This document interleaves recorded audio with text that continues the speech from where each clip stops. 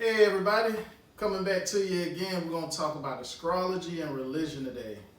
Yeah, because I know a lot of people have a lot of misconceptions about religion as well as astrology. So we're just gonna break that down for y'all to make it a little bit easier. Yes.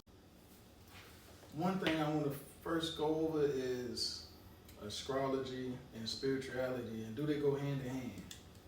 I feel like spirituality and astrology does go hand in hand. I feel like spirituality goes hand in hand with everything, especially astrology, because astrology governs what your archetype is.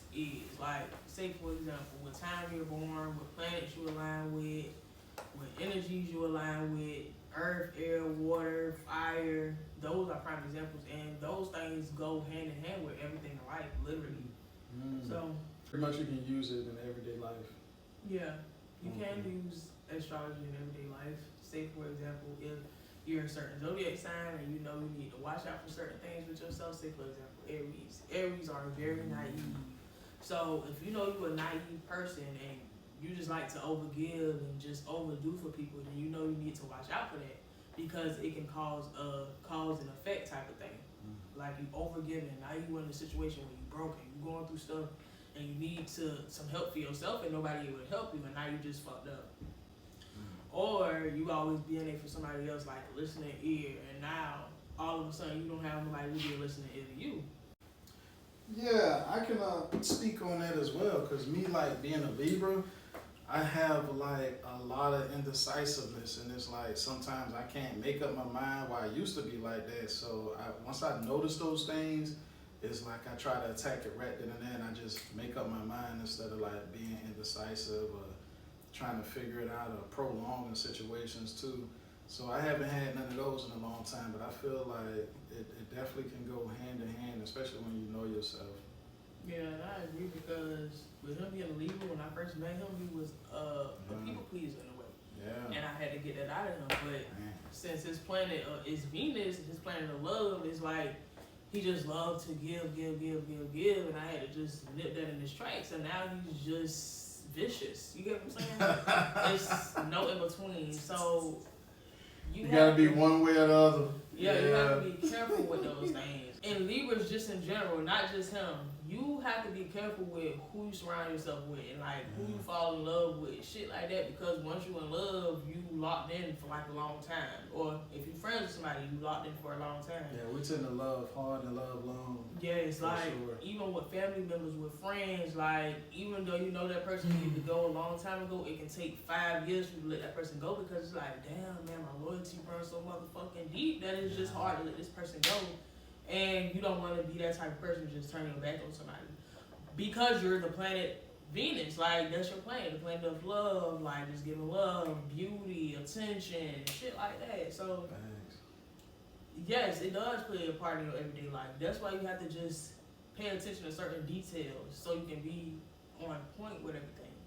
Like me, for example, I'm an Aquarius, and we are very smart and we peep a lot of shit. So we can go to 0 to 100 real quick. Like, we can crash out real bad type shit. So that's why as we get older, we just need to limit ourselves with who we're around and who we be with, because it can be very detrimental to us. Because another thing is, a lot of Aquariuses tend to have mental illness because they so fucking like in the clouds. They air signs, so they think a lot. They research a lot. They read a lot. So once they get to knowing a lot of shit, they get to thinking a lot. They get to doing a lot, and they get to noticing like certain patterns, and they can recognize shit real quick. Yeah, y'all peep game pretty fast. Yeah, and it's not like the typical type of peep game. So once you peep it, it's like, it's in your head like, damn, I need to figure out a way to manage through this shit so I won't crash out. So, yeah. Y'all know that can lead to actual mental illness, because it's like, damn, nigga, I'm so motherfucking pure. I'm so sweet, I'm so genuine, and this nigga over here trying to backhand me type shit. Like, they trying to run over me and pull an okie doke over my motherfucking eyes, and it's like, it's flaky as fuck, because you be so genuine as an Aquarius, and that shit hurts. Yeah, gotta know that other sign, gotta know. Yeah, exactly, and those are prime examples. Yeah, I feel like me being Muslim, like I use astrology, and I get flagged sometimes from other Muslims, but I'm Sufi Muslim. So we can use astrology even with I looked way back in times, Ibn Arabi, born in the early 1100s, and he used astrology to like get to a path of divine and understand certain things. So I feel like me as Muslim, I use astrology in the same sense, in the same aspect. So like, how you feel about that? Like other religions are like Muslims using astrology. I feel like Muslim, like in Islam, or Christianity, like zodiac signs should be used. Mm-hmm. And not only because it's like Aquarius, Leo, Taurus, Aries, shit like that, but it's fire, air, earth, shit like that. It's all a part of life type shit. So when you look at like the North Nodes and the South Nodes, it also looks at your past life, and it also look at where you're supposed to be heading at in the future. So when you put that shit together into perspective, it's like a blueprint that's really gonna help you, like why you was put here. Like when you look at the houses on your chart, designed specifically for you and the time you was born, the city you was born in, and how the stars and the planets was positioned when you was born, this shit is specifically for you like a blueprint. And when you pay attention to that and you put that shit together, it's, you can literally tell when certain things gonna happen in your lifetime and you can prepare for it. Mm-hmm. It reminds me of Dar Salon when we had got that reading that time. Yeah, man, that thing was on point. And so much stuff was happening and we was catching stuff before it even happened. It was like, all right, we know how to do this. We know how to maneuver around this. So yeah, definitely. So zodiac signs and relationships. I know they want to hear this one. Mm-hmm. So like, for instance, a Gemini and a Libra.